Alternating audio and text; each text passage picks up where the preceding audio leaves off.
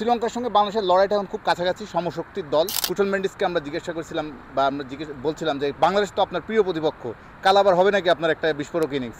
হাসলেন।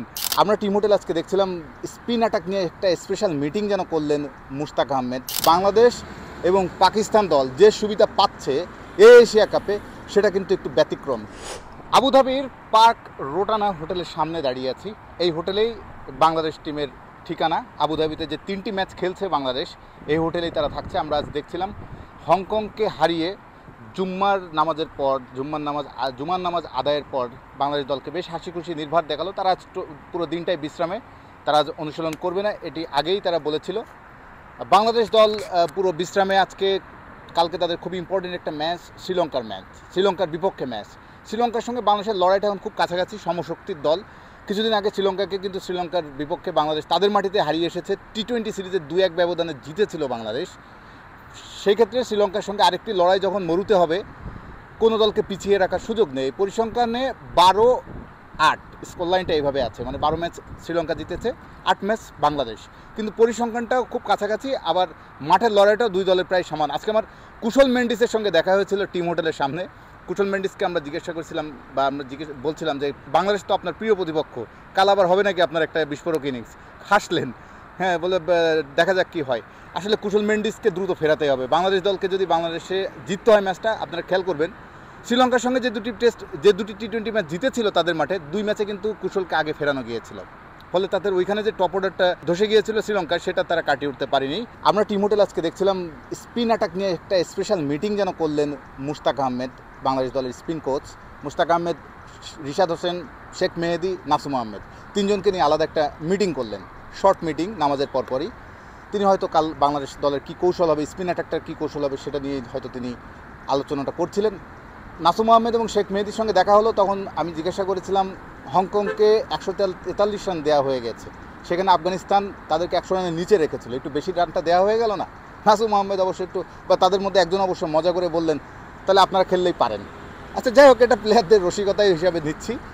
খেলাটা তাদেরই খেলতে হবে, দুর্দান্ত খেলতে হবে। কিন্তু একটা জিনিস আপনাদেরকে বলে রাখি, বাংলাদেশ এবং পাকিস্তান দল যে সুবিধা পাচ্ছে এশিয়া কাপে সেটা কিন্তু একটু ব্যতিক্রম। সাধারণত ভেন্যুর ফ্যাসিলিটিসটা বেশি পায় ইন্ডিয়া। আমরা যে কোনো বড় টুর্নামেন্টে দেখি ইন্ডিয়ান টিমটা সাধারণত বিভিন্ন শহরে, বিভিন্ন জায়গায়, বিভিন্ন লোকেশনে খুব কম মুভ করে, বেশিরভাগ অন্য টিমগুলো মুভ করে। এই তো চ্যাম্পিয়ন্স ট্রফি হয়ে গেল দুবাইয়ে যে চ্যাম্পিয়ন্স ট্রফিটা হয়েছিল গত ফেব্রুয়ারিতে, পুরো টুর্নামেন্টটা, যেহেতু এটা হাইব্রিড মডেলে হয়েছিল, পুরো টুর্নামেন্টটা ইন্ডিয়া কিন্তু দুবাইয়েই খেলেছিল। আর সব দল মুভ করেছে। পাকিস্তান একবার পাকিস্তানে গিয়েছে, আরেকবার আরব আমিরাতে এসেছে, কিন্তু সেই ক্ষেত্রে ইন্ডিয়াকে কোথাও মুভ করতে হয়নি। কিন্তু এশিয়া কাপে কিন্তু ইন্ডিয়াকে মুভ করতে হচ্ছে। আমিরাতে একটা ম্যাচ আবুধাবিতে খেলতে হবে, বাকি 2টি ম্যাচ দুবাইয়ে। বাংলাদেশের কিন্তু সেই সমস্যাটা নেই, মানে ট্রাভেলিংয়ের কোনো ঝক্কিটা নেই।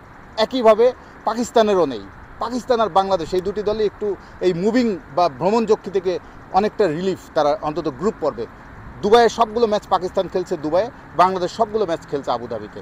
8টা টিম যে খেলতে এসেছে টুর্নামেন্টে, মাত্র 2টি টিম এই সুযোগটা পেয়েছে। অবশ্যই বাংলাদেশ এবং পাকিস্তানের, আপনারা জানেন এখানে একটু এজিএমটারও বোধহয় একটু রোল আছে। গত জুলাইয়ে যে এসিসির মিটিংটা হয়েছিল ঢাকায়, সেই এসডিএমে কিন্তু বাংলাদেশ একটা ইম্পর্টেন্ট রোল প্লে করেছিল। বিশেষ করে বর্তমান বাংলাদেশ ক্রিকেট বোর্ডের প্রেসিডেন্ট আমিনুল ইসলাম বুলবুল, ওদিকে পাকিস্তান ক্রিকেট বোর্ডের প্রেসিডেন্ট নাকভি, দুজনের মধ্যে কিন্তু একটা খুব ভালো একটা রিলেশন।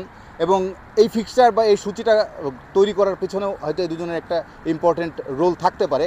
তবে এই ক্ষেত্রে উপকার বা উপকৃত হয়েছে মূলত বাংলাদেশ টিম এবং পাকিস্তান টিম। তাদের কোনোভাবেই এই গরম কন্ডিশনে দুবাইয়ের এই বা আবুধাবির এই মরুতে তপ্ত কন্ডিশনে খুব বেশি মুভ করতে হচ্ছে না।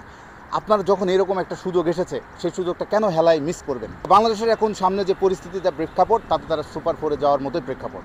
হংকংকে যদিও যেভাবে তারা হারিয়েছে, এটা নিয়ে প্রশ্ন উঠেছে, কারণ আফগানিস্তান যেখানে তাদের নেট রান রেট 4 পয়েন্টের উপরে চলে গেছে, 4.7, সেখানে বাংলাদেশের নেট রান রেট 1।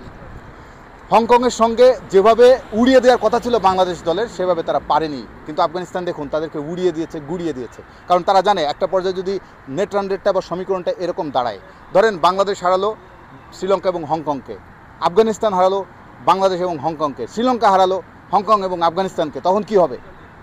সব দলের 2টি করে জয়, তখন দেখা হবে নেট রান রেটটা তখন কিন্তু খুব ইম্পর্টেন্ট হয়ে যাবে। তো সেই সমীকরণটা বাংলাদেশ যতটা সহজে কাজে লাগানোর কথা ছিল সেটা কিন্তু তারা পারেনি হংকংয়ের বিপক্ষে।